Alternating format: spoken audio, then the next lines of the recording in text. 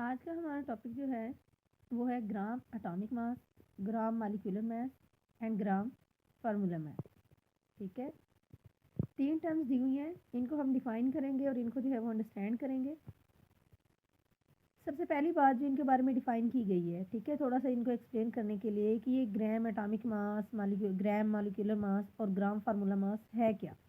ठीक है, अगर हम देखें तो जो एटॉमिक मास है, मॉलिक्यूलर मास है और जो फार्मूला मास है, ये अंडरस्टूड चीज़ है। ठीक है, इसको हमने जो है वो पिछले लेक्चर्स के अंदर अच्छी तरह से स्टडी किया था। ठीक है, कि एटॉमिक मास क्या होता है, किसी भी एटम का मास जो है वो, मॉलिक्यूलर मास क्या होगा, किसी भी मॉलिक्यूल का मास। ठीक है, और फार्मूला मास क्या होगा, आयनिक कंपाउंड्स। ठीक है, ऐसे मॉलिक्यूल या फिर ऐसे कंपाउंड के जिनके अंदर आयनिक बॉन्ड होगा। ठीक है, तो उनका जो मैस है, उनको जो हम डिनोट करते हैं वो स्पेसिफिक टर्म होती है जो कि क्या है, फार्मूला मैस की टर्म है। ठीक है, वैसे उनके लिए जो आयनिक कंपाउंड्स होते हैं उनके लिए फार्मूला का वर्ड यूज़ होता है। ठीक है, फार्मूला यूनिट हो गया। ठीक है, और फार्मूला मैस जो है वो उनके मैस को काउंट करने के लिए टर्म यूज़ होती है। ठीक है, अब सिर्फ इनके साथ जो एक चेंज आया है वो ये है कि इन तीनों टर्म्स के साथ जो है वो ग्राम का वर्ड जो है वो लगा दिया गया है। ठीक है, अब ग्राम का वर्ड क्यों लगाया है, इसको हमने जो है वो बेसिकली अंडरस्टैंड करना है, यही हमारा जो है वो आज का टॉपिक है। ठीक है, अच्छा देखिए, हमने एक बात की थी कि जो लिक्विड है, ठीक है, सॉलिड है या गैस है, ये जो सब्सटेंसेस होते हैं डिफरेंट काइंड्स के, इनको कैलकुलेट करने के लिए कोई ना कोई यूनिट होता है। ठीक है, कि आप जो है वो इनकी क्वांटिटी जो है वो इस यूनिट के अंदर काउंट करोगे। ठीक है, लेकिन हमने बात की थी कि जो एटम्स होते हैं वो बहुत ज़्यादा छोटे होते हैं। ठीक है, अब एक एटम के मास को जो है वो कैलकुलेट करने के लिए जो टर्म यूज़ होती है, जो या जो फिर यूनिट यूज़ किया जाता है वो होता है AMU, यानी कि एटॉमिक मास यूनिट। ठीक है, अब जो एटम्स है, मॉलिक्यूल्स है और फार्मूला यूनिट्स हैं, ठीक है, यानी कि जो आयनिक कंपाउंड्स है। ठीक है, इनके मैसेज को जब हम AMU में जो है वो काउंट करते हैं, कैलकुलेट करते हैं AMU यूनिट के अंदर, तो इनके मैसेज कहलाते हैं, एटम का मास कहलाएगा जी एटॉमिक मास।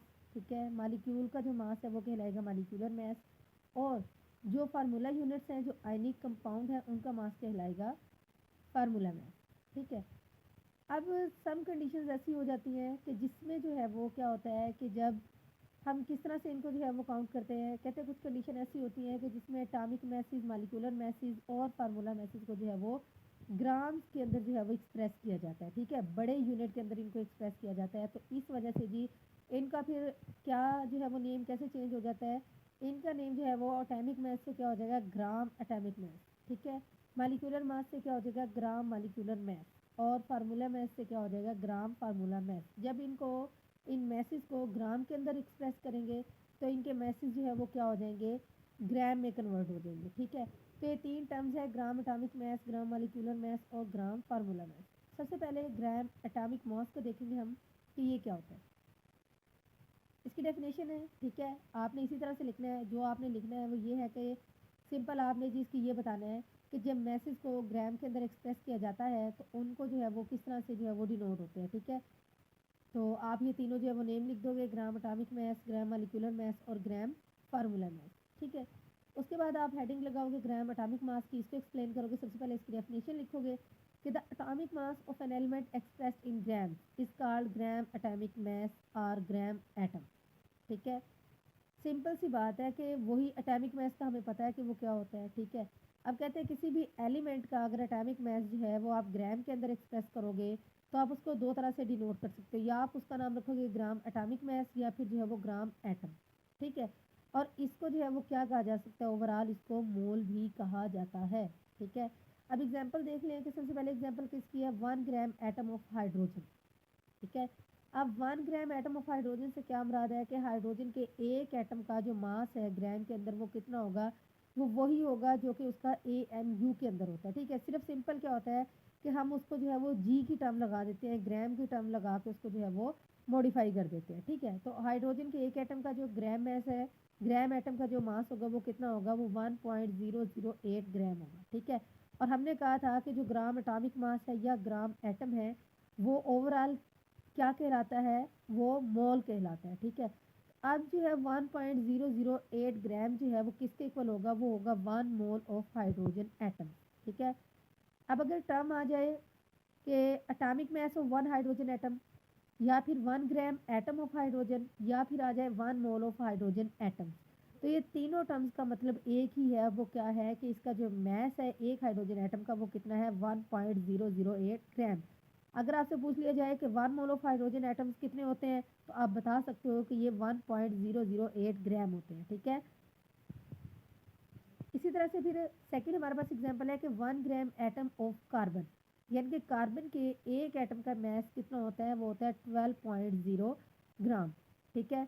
और इसी तरह से जो कार्बन का 1 मोल ऑफ कार्बन है वो किसके इक्वल होगा 12.0 ग्राम के इक्वल होगा, ठीक है। फिर वो कहते हैं it means that 1 gram atom of different elements has different message. Obviously यही बात है कि देखिए अभी हमने हाइड्रोजन की बात की है कि हाइड्रोजन के एक एटम का जो एटॉमिक मास है वो कितना होता है, ठीक है। जब हमने उसको ग्राम में कन्वर्ट किया तो हम कहते हैं जी कि 1 ग्राम एटम का जो है वो मास कितना होता है। इसी तरह से हमने कार्बन के लिए देखा, इसी तरह से जो 118 एलिमेंट दिए हुए हैं पीरियोडिक टेबल के अंदर उन सब का अपना अपना एटॉमिक मास है, ठीक है। तो वो उनके हिसाब से अगर क्लोरीन एटम की बात करेंगे तो वो क्लोरीन का मास यहाँ पे रिप्रेजेंट होगा, ठीक है। अगर सल्फर की बात करेंगे तो सल्फर का अपना मास है। तो इसी तरह से वो बात करते हैं कि भाई जो ग्राम एटम मास होता है वो डिफरेंट एलिमेंट के लिए डिफरेंट होता है। अंडरस्टूड सी बात है, ठीक है।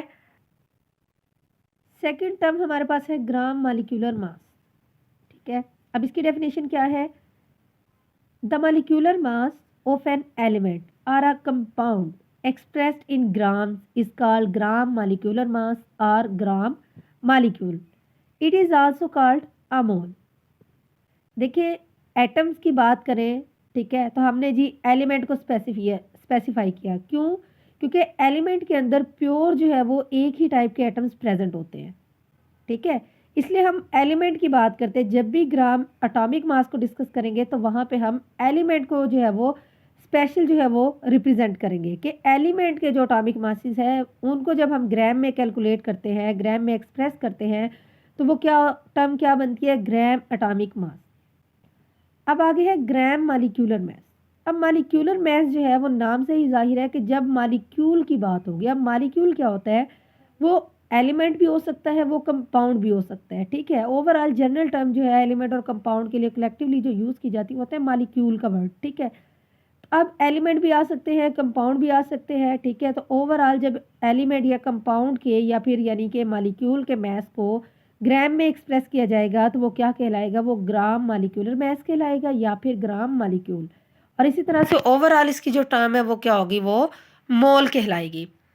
एग्जाम्पल देख लेते हैं। सबसे पहले जी हमारे पास एलिमेंट है हाइड्रोजन H2, यानी कि हाइड्रोजन के दो एटम आपस में मिलके एलिमेंट बना रहे हैं, ठीक है। तो कहते हैं 1 gram molecule of hydrogen element, ठीक है। यानी कि हाइड्रोजन का जो एलिमेंट है इसके 1 ग्राम मॉलिक्यूल के अंदर कितने जो है वो ग्राम्स होंगे। तो आप बताओगे कि इसका जो टोटल वेट होता है वही इसके ग्राम हो गए। कि देखिए हाइड्रोजन के एक एटम का वेट कितना था 1.008, ठीक है। अब दो हो गए हैं तो दोनों को 1.008 और 1.008 को कैलकुलेट करेंगे तो फिर हमारे पास आंसर आ जाता है 2.0 ग्राम, ठीक है। और ओवरऑल अगर इसको हम रिप्रेजेंट करेंगे तो ये क्या होगा 1 mole of hydrogen molecule. Again वही बात है, ठीक है। अगर पूछ लिया जाए molecular mass of hydrogen element क्या होता है, 1 gram molecule of hydrogen element क्या होता है, या 1 मोल ऑफ हाइड्रोजन मॉलिक्यूल्स क्या होता है, तो वो कितने होंगे। तीनों टर्म्स के लिए एक ही टर्म है, वो क्या है 2.0 ग्राम, ठीक है। एक ही क्वांटिटी को जो है वो 3 डिफरेंट टर्म्स में जो है वो रिप्रेजेंट किया जाता है, ठीक है। ये डिफरेंट यूनिट्स होते हैं जब आप रिएक्शन करते हो, ठीक है, इनको जो है वो यूज़ करते हो कुछ बनाने के लिए केमिकल्स वगैरह, तो वहाँ पे इनकी टर्म्स के हिसाब से जो है वो वहाँ पे चेंज होती हैं और इसको जो है फिर इस तरह से काउंट किया जाता है, डिनोट किया जाता है इनको, ठीक है। और इनसे जो है वो फिर आसानी होती है कैलकुलेशंस के अंदर, ठीक है। अपनी आसानी के मुताबिक वो इनको जिस तरह से भी यूज़ करना चाहें साइंटिस्ट जो होते हैं, केमिस्ट जो होते हैं। सेकंड हमारे पास एग्जांपल है वाटर की, ठीक है। वाटर क्या है 1 ग्राम मॉलिक्यूल ऑफ वाटर। अब कहते हैं जी मॉलिक्यूलर मास ऑफ वाटर, तो 1 ग्राम मॉलिक्यूल ऑफ वाटर जो है, ठीक है, इसका ये किसके इक्वल होगा जी, ये होगा 18.0 ग्राम, ठीक है। और 18.0 ग्राम किसके इक्वल होता है 1 मोल ऑफ वाटर, ठीक है। अगेन वही बात है, अगर वाटर के मॉलिक्यूलर मास की बात हो, ग्राम मॉलिक्यूल की बात हो, ठीक है, या फिर जो है 1 ग्राम मॉलिक्यूल की बात हो, या फिर 1 मोल ऑफ वाटर की बात हो, तो ये किसके इक्वल होगा, ये 18.0 ग्राम के इक्वल होगा। ठीक है, अगर हम सिंपल मॉलिक्यूलर मास की बात करेंगे तो वो होगा 18.0 AMU। ठीक है, लेकिन जब ग्राम लग जाएगा तो ग्राम में हम बात करेंगे 18.0 ग्राम। ठीक है, उसके बाद थर्ड एग्जांपल है सल्फ्यूरिक एसिड की, कि 1 gram molecule of sulphuric acid, इसका जो है वो कितना होता है, 1 gram of molecule, 1 gram molecule of sulphuric acid ये होता है 98.0 ग्राम। ठीक है, और 98.0 ग्राम किसके इक्वल होता है, 1 मोल ऑफ सल्फ्यूरिक एसिड के इक्वल होता है। ठीक है, नंबर थर्ड है ग्राम फार्मूला मास। ठीक है, फार्मूला का वर्ड हमने पहले भी बहुत बार डिस्कस किया है। ठीक है, कि जहाँ पे भी आयनिक कंपाउंड्स की बात होगी, ठीक है, उनको डिनोट करने के लिए स्पेसिफाई जो टर्म होती है वो होती है फार्मूला की। ठीक है, तो अभी आयनिक कंपाउंड की बात हो रही है कि the formula mass of an ionic compound expressed in grams is called gram formula mass और ग्राम फार्मूला। इसको भी क्या कहते हैं, this is also called a mole. ठीक है, ये भी टर्म क्या कहलाएगी, ये ओवरऑल जो है वो एज अ मोल भी जो है इसको रिप्रेजेंट किया जाएगा। अब एग्जांपल देख लेते हैं कि 1 gram formula of sodium chloride NaCl। ठीक है, कितना होगा, ये किसके इक्वल होगा, 1 ग्राम फार्मूला ऑफ NaCl ये होगा 58.5 ग्राम के इक्वल। ठीक है, जो कि किसके इक्वल होता है, 1 मोल ऑफ सोडियम क्लोराइड के। इसी तरह से 1 gram formula of CaCO3 calcium carbonate है, तो ये किसके इक्वल होता है, ये 100 ग्राम के इक्वल होता है। और 100 ग्राम किसके इक्वल होता है, 1 मोल ऑफ कैल्शियम कार्बोनेट के। ठीक है, तो इस तरीके से ये सिंपल लिखा हुआ है, तो अगर एग्जाम में क्वेश्चन आए तो आप इसको इस तरह से सिंप्लीफाई करके अटेम्प्ट कर सकते हो।